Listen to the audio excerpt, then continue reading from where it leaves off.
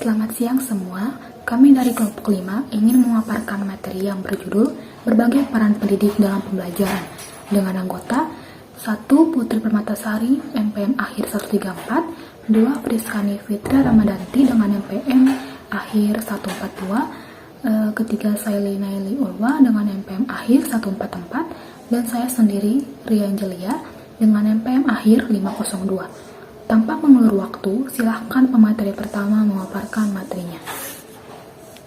Assalamualaikum warahmatullahi wabarakatuh. Halo, perkenalkan nama saya Putri Permatasari dengan NPM 202122134. Di sini saya akan menjelaskan tentang berbagai peran pendidik dalam pendidikan. Sebelum itu, saya akan menjelaskan tentang konsep dasar guru. Menurut Kamus Besar Bahasa Indonesia 2008, guru adalah orang yang pekerjaannya mengajar. Menurut Toifuri 2007, kata guru dalam bahasa Arab disebut dengan muallim dan dalam bahasa Inggris dikenal dengan teacher, yang dalam pengertian yang sederhana merupakan seseorang yang pekerjaannya mengajar orang lain. Menurut Anissa Anita Dewi 2017, guru merupakan seorang pendidik yang digugu dan ditiru. Dalam hal ini, guru menjadi teladan bagi anak didiknya. Guru adalah komponen manusiawi dalam proses belajar mengajar yang ikut berperan dalam usaha pembentukan sumber daya manusia yang potensial di bidang pembangunan. Oleh karena itu, yang merupakan salah satu unsur di bidang kependidikan harus berperan serta secara aktif dan menempatkan kedudukannya sebagai tenaga profesional sesuai dengan tuntunan masyarakat yang semakin berkembang. Dalam arti khusus, dalam dikatakan bahwa pada diri setiap guru itu terletak tanggung jawab untuk membawa para siswanya pada suatu kedewasaan atau taraf kematangan tertentu. Dalam rangka ini, guru tidak semata-mata sebagai pengajar yang melakukan transfer of knowledge, tetapi juga sebagai pendidik yang melakukan transfer of value dan sekaligus sebagai pembimbing yang memberikan pengarahan dan menuntun siswa dalam belajar. Konsep dasar pembelajaran. Pengertian pembelajaran menurut ketentuan Undang-Undang RI Nomor 20 Tahun 2003 tentang Sistem Pendidikan Nasional adalah tenaga kependidikan yang berkualifikasi sebagai guru, dosen, konselor, pamong belajar, widyai suara, tutor, instruktur, fasilitator, dan sebutan yang sesuai dengan kekhususannya, serta berpartisipasi dalam penyelenggaraan pendidikan.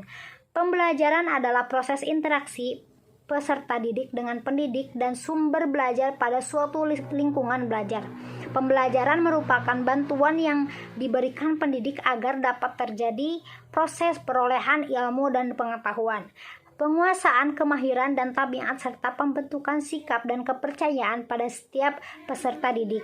Dengan kata lain, pembelajaran adalah proses untuk membantu peserta didik agar dapat belajar dengan baik.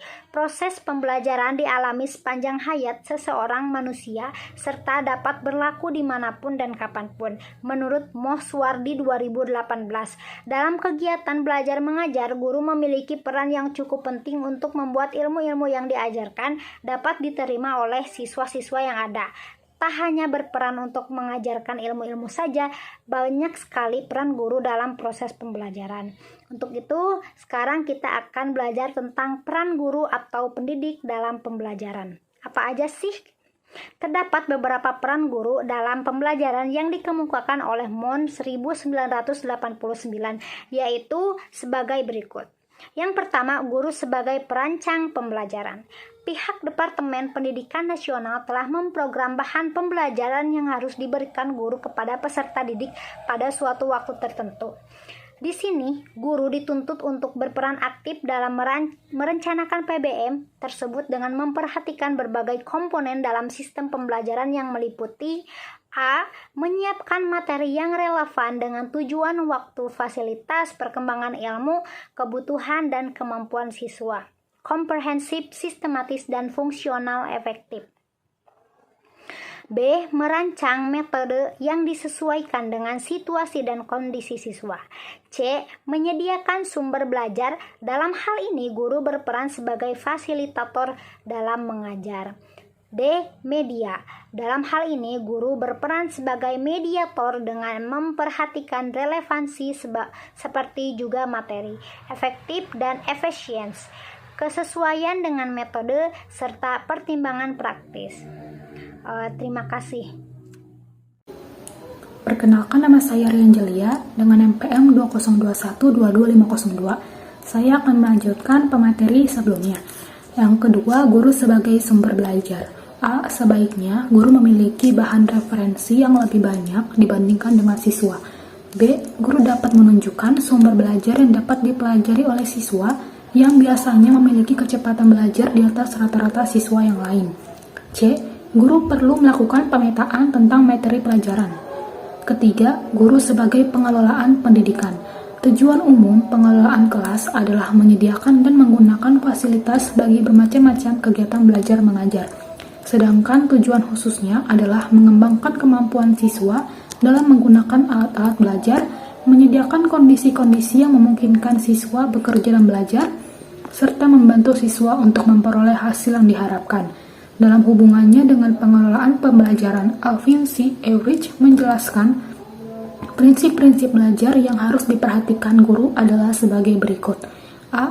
Segala sesuatu yang dipelajari oleh siswa, maka siswa harus mempelajarinya sendiri. B. Seorang siswa akan belajar lebih banyak apabila setiap selesai melaksanakan tahapan kegiatan diberikan reinforcement. C. Penguasaan secara penuh dari setiap langkah memungkinkan belajar secara keseluruhan lebih berarti. Apabila siswa diberi tanggung jawab, maka ia akan lebih termotivasi untuk belajar. Keempat, guru sebagai fasilitator. A. Guru perlu memahami berbagai jenis media dan sumber belajar beserta fungsi masing-masing media tersebut. B. Guru perlu memiliki keterampilan dalam merancang suatu media. C. Guru dituntut untuk mampu mengorganisasikan berbagai jenis media serta dapat memanfaatkan berbagai sumber belajar. D. Sebagai fasilitator, guru dituntut agar memiliki kemampuan dalam berkomunikasi dan berinteraksi dengan siswa. Sekian dari saya, terima kasih. Nama saya Priskani Fitria Ramadanti dengan NPM 202122142. Di sini saya akan melanjutkan materi mengenai peran pendidik dalam pembelajaran. Yang kelima ada guru sebagai demonstrator. Guru sebagai demonstrator berperan untuk mempertunjukkan kepada siswa segala sesuatu yang dapat membuat siswa lebih mengerti dan memahami setiap pesan yang disampaikan. Guru harus menunjukkan sifat-sifat terpuji, karena sebagai demonstrator, guru berperan sebagai model dan teladan bagi setiap siswa. Guru juga harus dapat mengatur strategi pembelajaran yang lebih efektif. Selanjutnya ada guru sebagai pembimbing. Siswa adalah individu yang unik. Keunikan itu bisa dilihat dari adanya setiap perbedaan. Perbedaan itulah yang menuntut guru harus berperan sebagai pembimbing. Membimbing siswa agar dapat menemukan berbagai potensi yang dimiliki sebagai bekal hidup mereka. Membimbing siswa agar dapat mencapai dan melaksanakan tugas-tugas perkembangan mereka. Lalu, agar guru berperan sebagai pembimbing yang baik, maka ada beberapa hal yang harus dimiliki. Yang pertama, guru harus memiliki pemahaman tentang anak yang sedang dibimbing. Yang kedua, guru harus terampil dalam merencanakan tentang tujuan dan kompetensi yang hendak dicapai, maupun merencanakan proses pembelajaran. Selanjutnya ada guru sebagai motivator. Sebagai motivator, guru hendaknya dapat mendorong anak didik agar bergairah dan aktif belajar. Dalam upaya memberikan motivasi, guru dapat menganalisis motif-motif yang melatar belakangi anak didik malas belajar dan menurun prestasinya di sekolah. Motivasi dapat efektif bila dilakukan dengan memperhatikan kebutuhan anak didik. Dan peran guru di sini sebagai motivator itu sangat penting dalam interaksi edukatif, karena menyangkut esensi pekerjaan mendidik yang membutuhkan kemahiran sosial, menyangkut performance atau performa dalam personalisasi dan sosialisasi diri. Selanjutnya, ada guru sebagai konselor. Sebagai konselor, guru diharapkan akan dapat memproses segala masalah tingkah laku yang terjadi dalam proses pembelajaran. Oleh karena itu, guru harus mempersiapkan agar satu, dapat menolong peserta didik memecahkan masalah-masalah yang timbul antara peserta didik dengan orang tuanya. Yang kedua, bisa memperoleh keahlian dalam membina hubungan yang manusiawi dan dapat mempersiapkan untuk berkomunikasi serta bekerja sama dengan bermacam-macam manusia. Guru akan memerlukan pengertian tentang dirinya sendiri, baik itu motivasi, harapan, prasangka, ataupun keinginannya. Dan semua hal itu akan memberikan pengaruh pada kemampuan guru dalam berhubungan dengan orang lain, terutama siswa. Lalu selanjutnya, guru sebagai evaluator. Sebagai evaluator, guru berperan untuk mengumpulkan data atau informasi tentang keberhasilan pembelajaran yang telah dilakukan. Ada dua fungsi dalam memerankan perannya sebagai evaluator. Yang pertama, untuk menentukan keberhasilan siswa dalam mencapai tujuan yang telah ditentukan. Yang kedua, untuk menentukan keberhasilan guru dalam melaksanakan seluruh kegiatan yang telah diprogramkan. Guru tidak hanya menilai produk atau hasil pengajaran, tetapi juga menilai proses atau jalannya pengajaran. Dari kedua kegiatan ini akan mendapatkan umpan balik tentang pelaksanaan interaksi edukatif yang telah dilakukan. Materi selanjutnya akan dijelaskan oleh rekan saya. Terima kasih. Nama saya Syaila Naili Ulwa dengan NPM 2021221144. Di sini saya akan melanjutkan peran pendidik dalam pembelajaran. 10. Guru sebagai pelatih. Kegiatan ini dilakukan dengan asumsi bahwa dalam beberapa hal, para siswa telah memiliki informasi dan keterampilan baru sebelum presentasi resmi dari guru.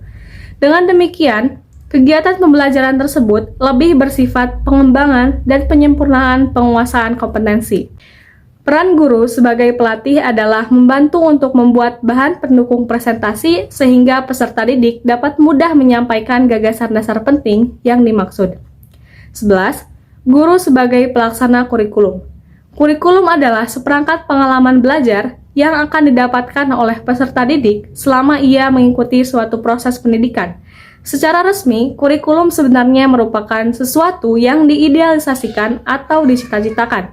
Keberhasilan dari suatu kurikulum yang ingin dicapai sangat bergantung pada faktor kemampuan yang dimiliki oleh seorang guru. Artinya, guru adalah orang yang bertanggung jawab dalam upaya mewujudkan segala sesuatu yang telah tertuang dalam suatu kurikulum resmi. Bahkan, pandangan mutakhir menyatakan bahwa meskipun suatu kurikulum itu bagus, namun berhasil atau gagalnya kurikulum pada akhirnya terletak di tangan pribadi guru. Terdapat beberapa alasan, yaitu guru adalah pelaksana langsung dari kurikulum di suatu kelas. Guru yang bertugas mengembangkan kurikulum pada tingkat pembelajaran, gurulah yang langsung menghadapi berbagai permasalahan yang muncul sehubungan dengan pelaksanaan kurikulum di kelas. Tugas gurulah yang mencarikan upaya memecahkan segala permasalahan yang dihadapi dan melaksanakan upaya itu. Guru merupakan salah satu faktor penting dalam implementasi kurikulum.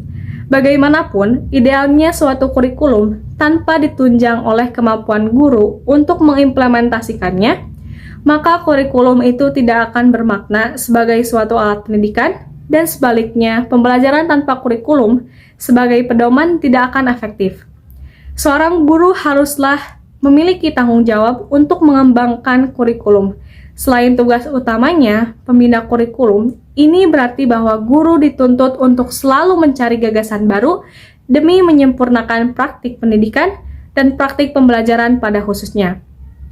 Hal ini dilakukan agar hasil belajar peserta didik dapat ditingkatkan dari waktu ke waktu. Seorang guru harus menganggap bahwa kurikulum sebagai program pembelajaran yang harus diberikan kepada peserta didik bukan sebagai barang mati, sehingga apa yang terdapat dalam kurikulum dapat dijabarkan oleh guru menjadi suatu materi yang menarik untuk disajikan pada peserta didik selama proses pembelajaran berlangsung. Murray mencatat peran guru dalam level ini yaitu implementers, adapters, developers, and researchers. 12. Guru sebagai supervisor. Sebagai supervisor, guru hendaknya dapat membantu, memperbaiki, dan menilai secara kritis terhadap proses pengajaran. Teknik-teknik supervisor harus dikuasai guru dengan baik agar dapat melakukan perbaikan terhadap situasi belajar mengajar menjadi lebih baik.